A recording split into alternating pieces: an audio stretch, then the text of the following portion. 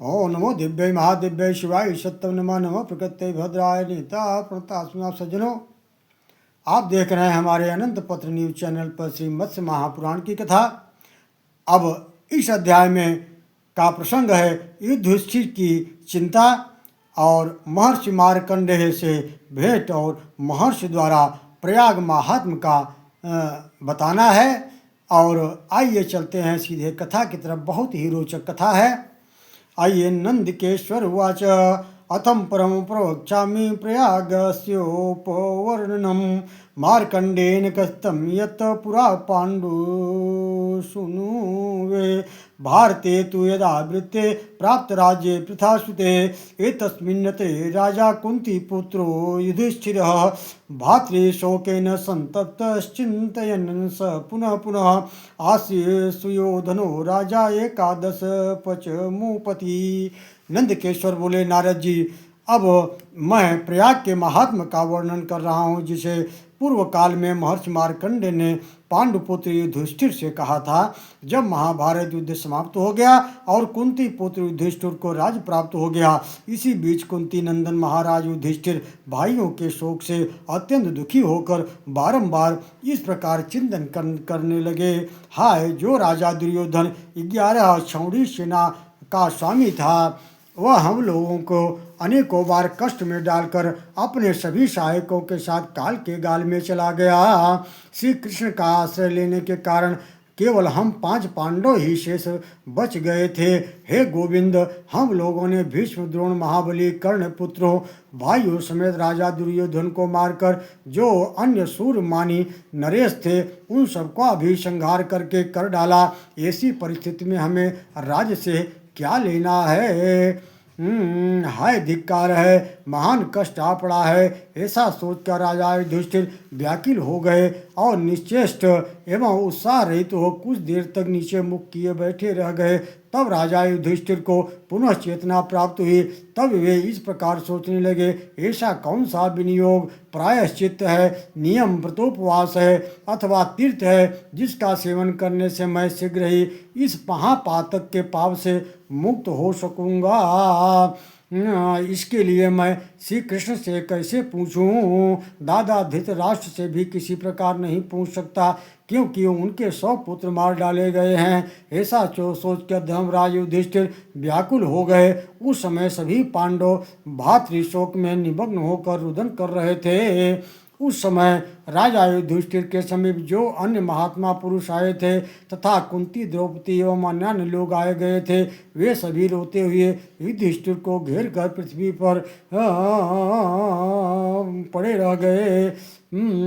वाराणस्यां मार्कण्डेयस्तेन ज्ञातो युधिष्ठिरः यथा वैकल्यमापन्नो रोदमानस्तु दुःखिता अचिरेणैव कालेन मार्कण्डेयो महातपः सप्राप्तो हस्तिनापुरं राज्यद्वारा प्रतिष्ठिता द्वारपालोऽपि तं दृष्ट्वा राज्यं कथितवान् धृतम्।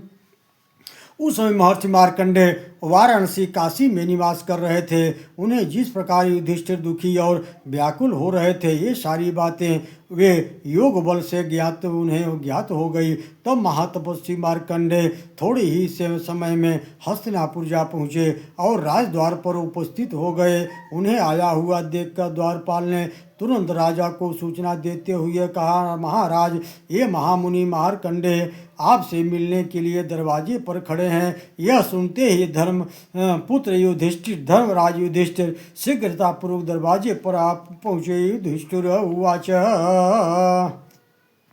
युधिष्ठिर उवाच स्वागतं ते महाभाग स्वागतं ते महामुने अद्य मे सफलं जन्मम् अद्य मे तारितं कुलम् अद्य मे पितरस्तुष्टास्त्वयि तुष्टे महामुने अद्याहं पूतये देहोऽस्मि यत्तत्त्वा सह दर्शनम्। युधिष्ठिर ने कहा, महाभाग, आपका स्वागत है। हे महामुने, आपका स्वागत है। आपका दर्शन करके आज मेरा जन्म सफल हो गया। आज मैंने अपने कुल का उद्धार कर दिया। आज मेरे पितर संतुष्ट हो गए। आपका जो यह आकस्मिक दर्शन प्राप्त हुआ है, इससे आज मेरा शरीर पवित्र हो गया। नन्दिकेश्वर उवाच सिंहासने समास्ताय पादशौचार्चनार्दिभिः युधिष्ठिरो महात्मा वै पूजयामास तं मुनिं ततः स तुष्टो मार्कण्डेय पूजिताश्च तं नृपः आख्याये त्वरितं राजन् किमर्थरुदितं त्वया केन याज्ञविल्कविभूतः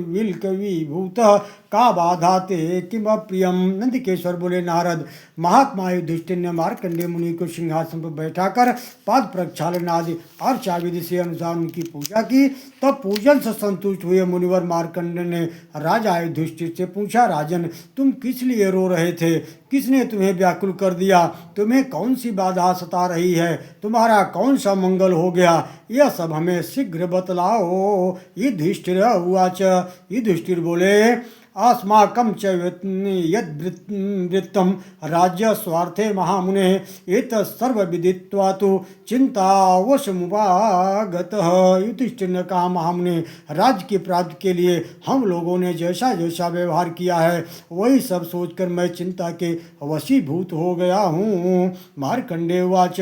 मार्कंडेय जी बोले, शृणु राजन महाबाहो, छात्र धर्म व्यवस्थितम् नैव दृष्टं परणं पापं युध्यमानस्य धीमतः किं पुनः राजधर्मेण क्षत्रियस्य विशेषतः यद् तदेव हृदयं कृत्वा तस्मात् पापं न चिन्तयेत्। ततो युधिष्ठिरो राजा प्रणश्य शिरसा मुनिः पप्रच्छ विनियोर्पेतः सर्वपातकनाशनम्। मार्कंडेय जी बोले, महाबाहु राजन युधिष्ठिर, छात्र धर्म की व्यवस्था तो सुनो। इसके अनुसार रणस्थल में, युद्ध भूमि में युद्ध करते हुए बुद्धिमान के लिए पाप नहीं बतलाया गया है।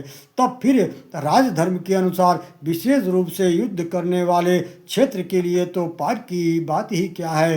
हृदय में ऐसा विचार करके युद्ध से उत्पन्न हुए पाप की भावना को छोड़ दो। तदनंतर राजा युधिष्ठिर ने मुनिवर मार्कंडेय जी के सिर झुकाकर प्रणाम किया और विनम्रता पूर्वक समस्त पापों का विनाश करने वाले साधन के विषय में प्रश्न किया। युधिष्ठिर उवाच। पृच्छामि त्वां महाप्राज्ञ नित्यत्रैलोक्य दर्शनम कथय त्वं समासेन येन मुच्यते किल्बिषात्। युधिष्ठिर ने पूछा, महाप्राज्ञ, हे ऋषि, आप तो नित्य त्रिलोकदर्शी हैं, अतः मैं आपसे पूछ रहा हूँ, आप संक्षेप में कोई ऐसा साधन बताइए जिसका पालन करने से पाप से छुटकारा मिल सके। मार्कंडेय वाचा।